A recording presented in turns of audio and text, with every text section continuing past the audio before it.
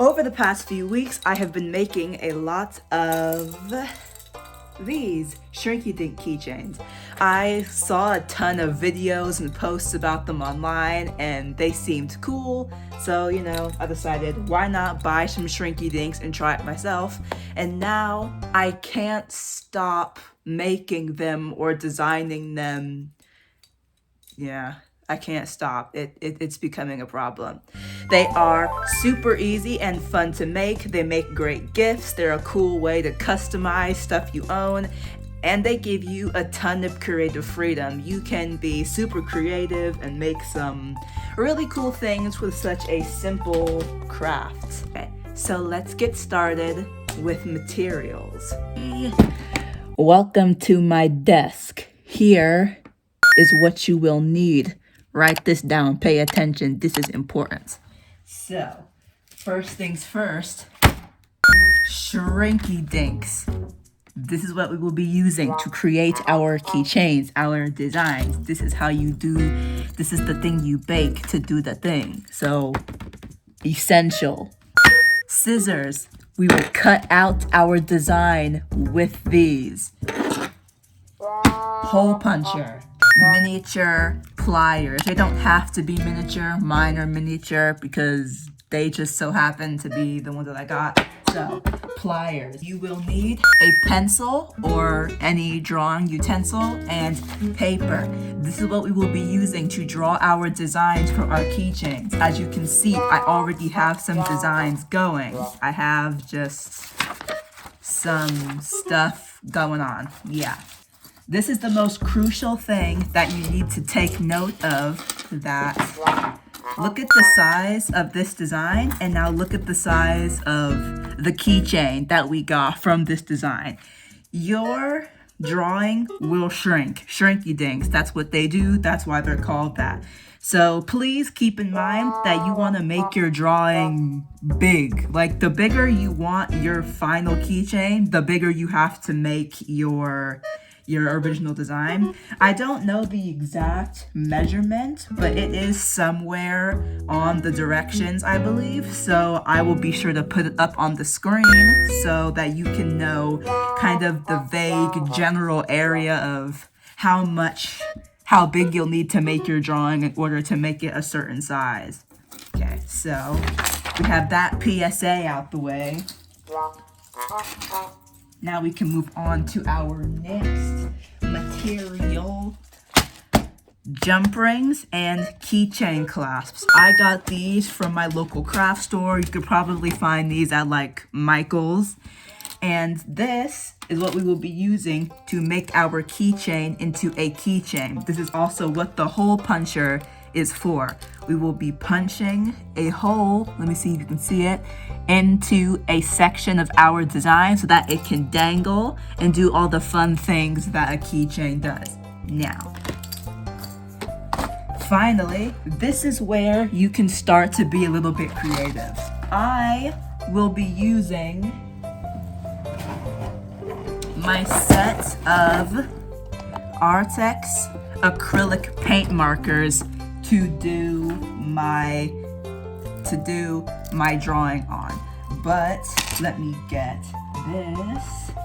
This is where we take note of this little thing down here, this little graphic. Let me see if I can get it up close. As you can see, I have the crystal clear version of Shrinky Dinks, but there are also matte white versions.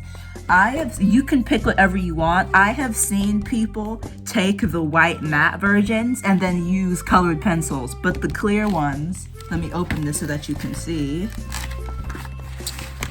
As you can see, these are plastic sheets. So obviously crayons, colored pencils, markers wouldn't work on this. And that is why I use my paint markers, because those actually, they have very good pigment and they show up well on the final design. Okay, now that we have that out of the way, we can get into the actual process of making our Shrinky Dink keychains, starting with, which one do I want to do? I'll do the fish. I'll just do my original fish design for our example here today. And that is that. Once again, notice the size versus the final. This is how big I had to make my drawing in order to get this size keychain, so they have to be pretty big. And another thing to keep in mind, remember the hole punch? Remember the hole punch that we got earlier? You see this little dot on the bottom of the design right here? This is where our jump ring is going to connect to the rest of our keychain. This little dot, this circle, corresponds to this right here. You have to punch your hole before you bake your shrinky dinks, because you couldn't hole punch through this. I mean, I guess you could, but you'd break the entire keychain. Like, see? It's too hard. So you have to make sure that you remember to punch your hole before you bake. That is the biggest thing that I feel like people could have a chance of missing, and it'll mess up your whole project, then you'll be upset and you'll have to start over, all that jazz. With that, we can get into it, and I will see you once I have my design transferred onto a piece of shrink wrap paper. See you then.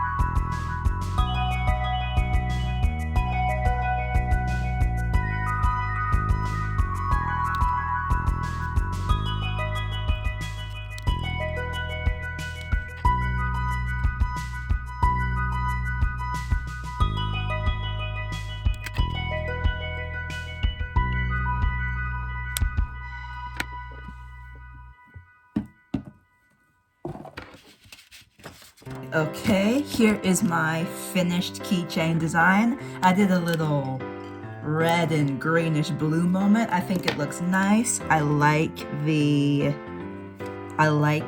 color combo. And you might have to go over some parts of your drawing like 1 or 2 times, or wow, 1 or 2. I should say 2 or 3 times, just to really make sure that the colors pop, especially if you're using the clear shrinky dink paper. It can like kind of be blotchy and patchy, so you might have to go over it a few times to really cover everything up and get it looking all nice and neat, nice and uniform. It doesn't have to be perfect, because art is supposed to be fun.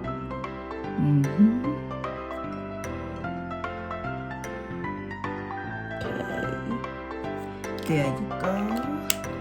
We could do the outline one more time, just to be sure.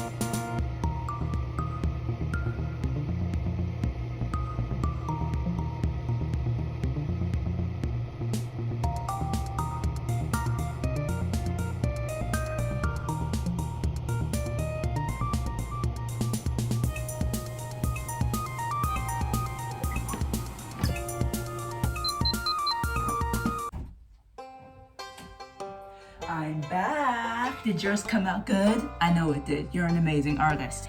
Here is the final result of our little bake. It's not the straightest thing in the world, but it's a fish. It looks like a fish. The little curve makes it look a little more like a fish. So that's good enough for me. I put this little square piece of parchment paper under mine while it was in the oven, so I recommend that you put something under yours too, because it might fall through and land on the bottom of a hot oven and you don't want that. So, with that done, now we can make our keychain. Ta-da! Alright. Now, aim this down. Let's get started with the connecting. This is what our tiny pliers are for, because without them, pulling apart these little rings is obnoxiously hard. Ring.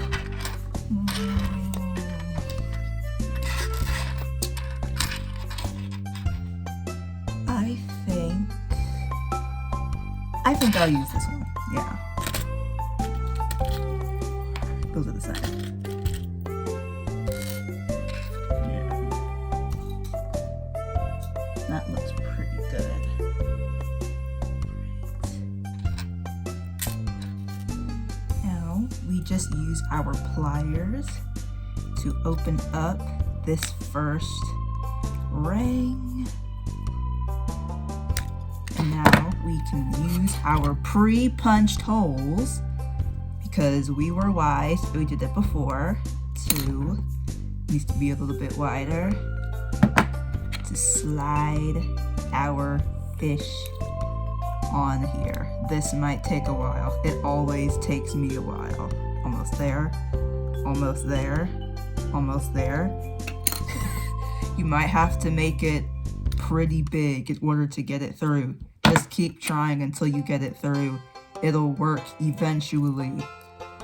Yeah, the ring cannot defy you forever.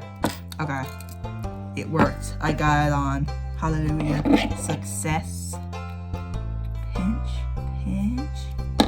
Okay, there's the first bit of our keychain. Now we can unhook this one and have a much easier time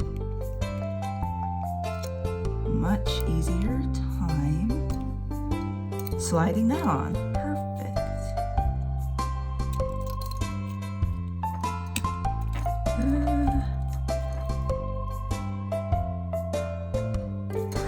Okay. There we go.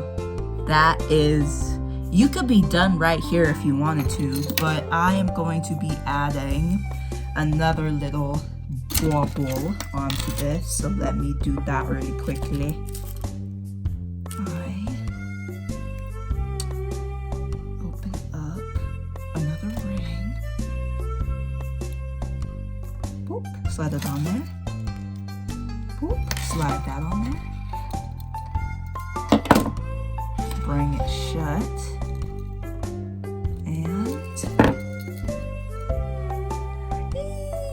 Now it looks like a little fish blowing a little bubble out of its mouth. Isn't that fun? I might add another one to make the distance a little bit greater. And yeah, I think I'll do that. I think that would be neat. Okay, put this on. Close this back up. I shouldn't use my fingers for this. Ooh, yeah, let's not do that. Let's not. Zone, zone, zone, zoo it. Zone, zoo it. Zone, zoo it. Don't do it. Come on, go in there. Come on. Come on. Come on. Yes.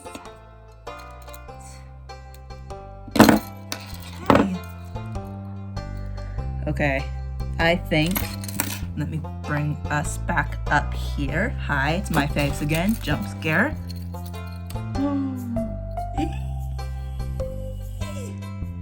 Isn't this fun? Okay, and that is a shrinky dink keychain. And now you can become obsessed with it and make more and more and more and more, just like I do. Fun for the whole family. Okay. And like I said, you can get super creative with these. Depending on which kind of shrinky dink you get, you could use probably a lot of different art mediums in order to make cool effects. I know that some people put resin on these to like make both sides shiny, but I don't do that because I don't have resin. I've heard that you can use nail polish. I've tried it. I think I put nail polish on this one, and I don't know if you can see the detail. It's not that much smoother than one without. Like, there isn't much of a, I guess the clear plastic is less clear. So if you want blurrier plastic, put nail polish on it. I don't know. Yeah, that didn't go so well, but I like the way all these have come out. That is 3 fish keychains I've made so far. I would love to hear what you made. Tell me in the comments below, please. And with that, you have successfully learned a new craft to add to your ever-growing reservoir of things that you like to make. Have fun making an obnoxious number of keychains for every single person in your life that you love. Bye!